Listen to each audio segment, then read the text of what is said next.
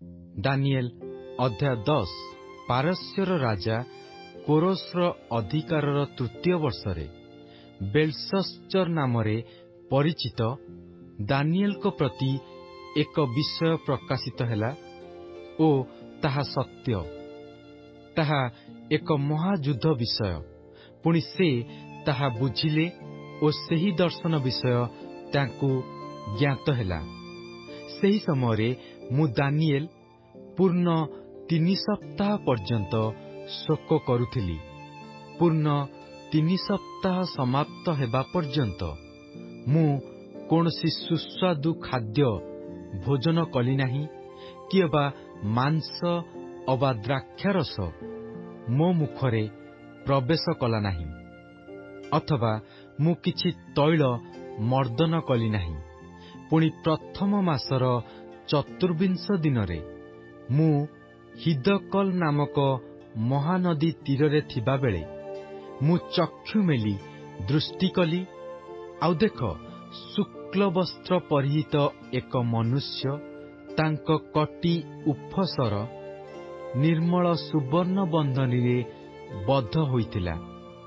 ମଧ୍ୟ ତାଙ୍କ ଶରୀର ବୈଦୁର୍ଯ୍ୟମଣି ତୁଲ୍ୟ ଓ ତାଙ୍କ ମୁଖ ବିଦ୍ୟୁତ୍ର ଆଭାତୁଲ୍ୟ ଓ ତାଙ୍କ ଚକ୍ଷୁ ଜ୍ୱଳନ୍ତ ମଶାଲ ତୁଲ୍ୟ, ଆଉ ତାଙ୍କ ହସ୍ତ ଓ ପାଦ ପରିଷ୍କୃତ ପିତ୍ତଳର ଆଭାତୁଲ୍ୟ ଓ ତାଙ୍କ ବାକ୍ୟର ରବ ଲୋକାରଣ୍ୟର ରବତୁଲ୍ୟ।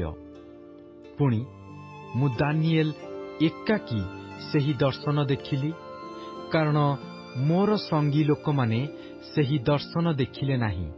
ମାତ୍ର ସେମାନେ ଅତିଶୟ କମ୍ପିତ ହେଲେ ଓ ଆପଣାମାନଙ୍କୁ ଲୁଚାଇବା ପାଇଁ ପଳାଇଲେ। ତହିଁରେ ମୁଁ ଏକାକୀ ରହି ଏହି ମହାଦର୍ଶନ ଦେଖିଲି ଓ ମୋଠାରେ କିଛି ବଳ ରହିଲା ନାହିଁ, କାରଣ ମୋର ତେଜ କ୍ଷୟରେ ପରିଣତ ହେଲା ଓ ମୁଁ କିଛି ବଳ ରଖିପାରିଲି ନାହିଁ।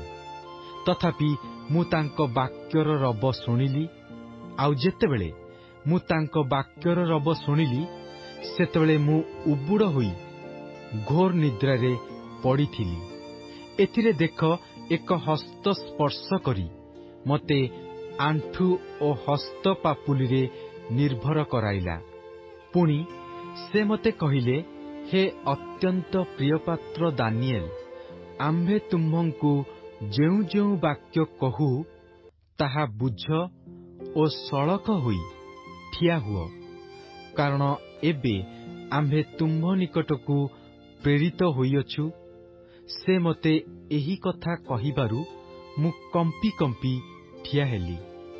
ଏଥିରେ ସେ ମୋତେ କହିଲେ, ହେ ଦାନିଏଲ, ଭୟ କର ନାହିଁ, କାରଣ ତୁମ୍ଭେ ଯେଉଁ ପ୍ରଥମ ଦିନରୁ ବୁଝିବା ପାଇଁ ଓ ତୁମ୍ଭ ପରମେଶ୍ୱରଙ୍କ ସାକ୍ଷାତରେ ଆପଣାକୁ ନମ୍ର କରିବା ପାଇଁ ଆପଣା ମନୋନିବେଶ କଲ, ସେହି ଦିନଠାରୁ ତୁମ୍ଭର ବାକ୍ୟ ଶୁଣାଗଲା, ଆଉ ତୁମ୍ଭର ବାକ୍ୟ ସକାଶୁ ଆମ୍ଭେ ଆସିଅଛୁ। ମାତ୍ର ପାରସ୍ୟ ରାଜ୍ୟର ଅଧିପତି 21 ଦିନ ପର୍ଯ୍ୟନ୍ତ ଆମ୍ଭର ପ୍ରତିବାଧା କଲା। ମାତ୍ର ଦେଖ, ପ୍ରଧାନ ଅଧିପତିମାନଙ୍କର ମଧ୍ୟରୁ ମିଖାଏଲ ନାମରେ ଜଣେ ଆମ୍ଭର ସାହାଯ୍ୟ କରିବାକୁ ଆସିଲେ, ଆଉ ଆମ୍ଭେ ସେ ସ୍ଥାନରେ ପାରସ୍ୟର ରାଜଗଣର ସଙ୍ଗରେ ରହିଲୁ। ଏବେ ଶେଷ କାଳରେ ତୁମ୍ଭ ଲୋକମାନଙ୍କ ପ୍ରତି ଯାହା ଘଟିବ, ତାହା ତୁମ୍ଭକୁ ବୁଝାଇ ଦେବା ପାଇଁ ଆମ୍ଭେ ଆସିଅଛୁ।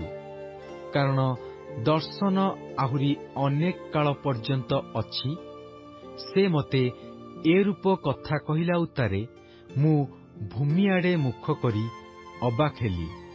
ଏଥିରେ ଦେଖ, ମନୁଷ୍ୟ ସନ୍ତାନଗଣର ଆକୃତି ବିଶିଷ୍ଟ ଏକ ବ୍ୟକ୍ତି ମୋର ଓଷ୍ଠାଧର ସ୍ପର୍ଶ କଲେ।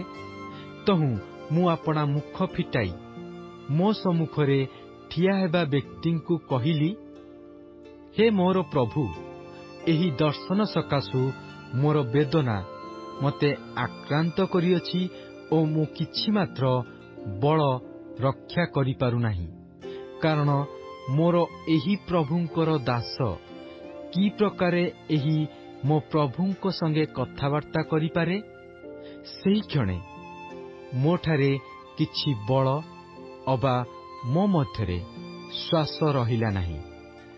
ସେତେବେଳେ ମନୁଷ୍ୟର ଆକୃତି ବିଶିଷ୍ଟ ଜଣେ ଲୋକ ପୁନର୍ବାର ମୋତେ ସ୍ପର୍ଶ କରି ସବଳ କଲେ।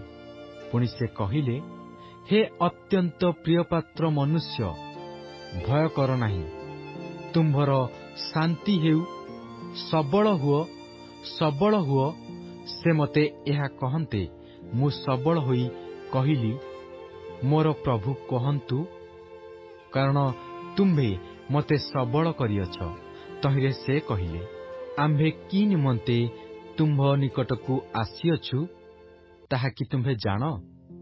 ଏବେ ଆମ୍ଭେ ପାରସ୍ୟର ଅଧିପତି ସଙ୍ଗେ ଯୁଦ୍ଧ କରିବା ପାଇଁ ଫେରିଯିବା। ଆଉ ଆମ୍ଭେ ବାହାରିଲେ, ଦେଖ, ଗ୍ରୀସର ଅଧିପତି ଆସିବ। ମାତ୍ର ସତ୍ୟ ଗ୍ରନ୍ଥରେ ଯାହା ଲିଖିତ ଅଛି, ତାହା ଆମ୍ଭେ ତୁମ୍ଭକୁ ଜଣାଇବୁ। ଏମାନଙ୍କ ପ୍ରତିକୂଳରେ ଆମ୍ଭର ସାହାଯ୍ୟ କରିବା ପାଇଁ ତୁମ୍ଭମାନଙ୍କର ଅଧିପତି ମିଖାଏଲ ଛଡ଼ା ଆଉ କେହି ନାହିଁ।